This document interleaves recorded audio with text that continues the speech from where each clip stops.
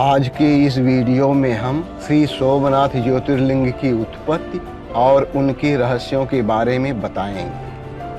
अगर आपने हमारा चैनल सब्सक्राइब नहीं किया है तो कृपया कर लीजिए और बेल आइकॉन भी प्रेस कीजिए, जिससे हमारा हर वीडियो आप तक पहुंचता रहे। देश के प्राचीनतम तीर्थ स्थानों में से एक श्री सोमनाथ ज्योतिर्लिंग गुजरात प्रांत के काठियावाड़ क्षेत्र में समुद्र के किनारे सोमनाथ मंदिर में स्थापित हैं। पौराणिक काल में यह क्षेत्र प्रभास क्षेत्र के नाम से जाना जाता था।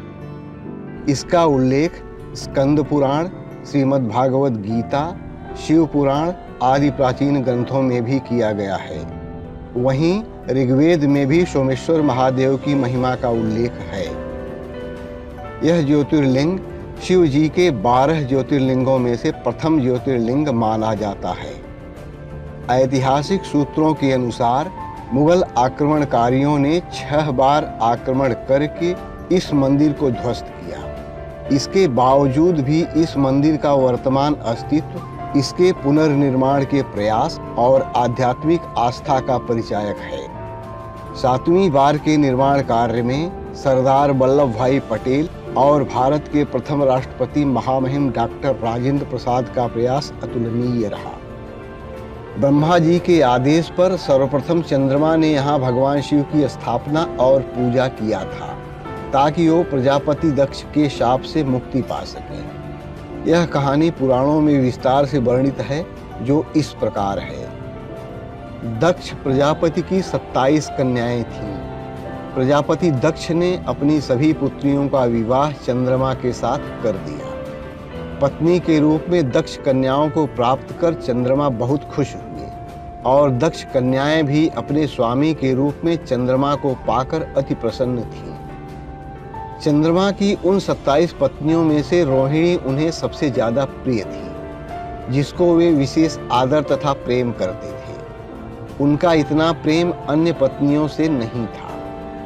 चंद्रमा की अपनी तरफ से उदासीनता और उपेक्षा को देखकर बाकी दक्ष पुत्रियां बहुत दुखी हुईं। वे सब शिकायत लेकर अपने पिता प्रजापति दक्ष की शरण में गईं और अपने कष्टों के बारे में बताया। चंद्रमा के दुर्व्यवहार को सुनकर प्रजापति दक्ष भी बड़े दुखी हुए। उन्होंने चंद्रमा के पास जाकर उन्हें शांतिपूर्वक समझाया और कहा, हे कलानिधे, तुमने निर्मल व पवित्र कुल में जन्म लिया है, फिर भी तुम अपनी पत्नियों के साथ भेदभावपूर्ण व्यवहार करते हो। अब तक जो व्यवहार किया है वह ठीक नहीं है, फिर अब आगे ऐसा दुर्व्यवहार तुम्हें नहीं करना चाहिए। जो व्यक्ति आत्मीय जनों के साथ विषमतापूर्ण व्यवहार करता है, उसे नरक में जाना पड़ता है। इस प्रकार प्रजापति दक्ष ने अपने दामाद चंद्रमा को प्रेम पूर्वक समझाया और वापस चले गए।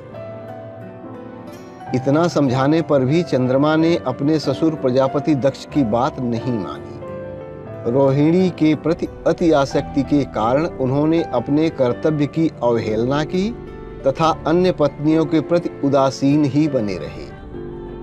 प्रजापति दक्ष पुनः चंद्रमा के पास आकर चंद्रमा से न्यायोचित वर्ताव करने की प्रार्थना की। बार बार आग्रह करने पर भी चंद्रमा ने जब प्रजापति दक्ष की बात नहीं मानी, तब उन्होंने शाप दे दिया। दक्ष ने कहा कि मेरे आग्रह करने पर भी तुमने मेरी अवज्ञा की है, इसलिए तुम्हें क्षय रोग हो जाए।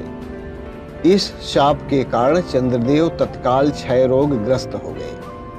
उनके क्षयग्रस्त होते ही पृथ्वी पर शीतलता वर्षण का उनका सारा कार्य रुक गया।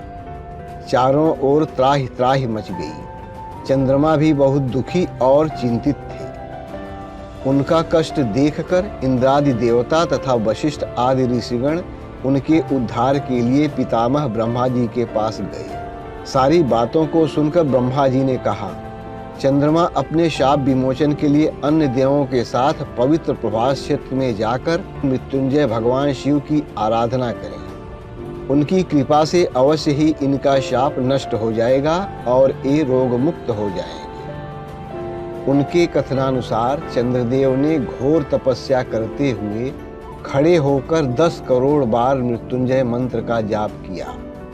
इससे प्रसन्न होकर भगवान मृत्युंजय शिव ने उन्हें अमर होने का वर प्रदान किया और कहा, प्रजापति दक्ष का वचन मिटाया तो नहीं जा सकता, लेकिन तुम चिंता न करो, मेरे वर से तुम्हारा शाप मोचन हो जाएगा और साथ ही साथ प्रजापति दक्ष के वचनों की रक्षा भी हो जाएगी।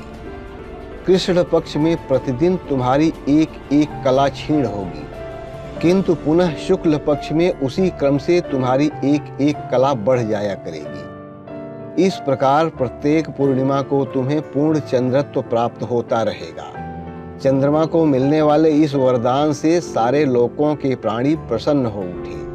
सुधाकर चंद्रदेव पुनः 10 दिशाओं में सुधा वर्षण का कार्य पूर्ववत करने लगे। शाप मुक्त होकर चंद्रदेव ने अन्य देवताओं के साथ मिलकर मृत्युंजय भगवान से प्रार्थना किया कि आप माता पार्वती के साथ सदा के लिए यहाँ निवास करें। उनकी इस प्रार्थना को स्वीकार करके भगवान शिव ज्योतिर्लिंग के रूप में माता पार्वती के साथ तभी से यहाँ विराजमान हैं। चंद्रमा का एक नाम सोम भी है। उन्होंने भगवान शिव को अपना नाथ यानी स्वामी मानकर यहाँ तपस्या की थी, इसीलिए इस ज्योतिर्लिंग को श्री सोमनाथ ज्योतिर्लिंग कहा जाता है। श्री सोमनाथ ज्योतिर्लिंग के दर्शन, पूजन और आराधना से भक्तों के जन्म जन्मांतर के सारे पाप और दुष्कृत मिट जाते हैं। वे भगवान शिव और माता पार्वती की अक्षय कृपा का पात्र बन जाते हैं। मोक्ष का मार्ग उनके लिए सहज ही सुलभ हो जाता है। उनके लौकिक पारलौकिक सारे कृत्य स्वयमेव सफल हो जाते हैं। दोस्तों, हमारा यह वीडियो आप सबको कैसा लगा कमेंट करके बताइए और वीडियो को अधिक से अधिक लाइक और शेयर भी कीजिए।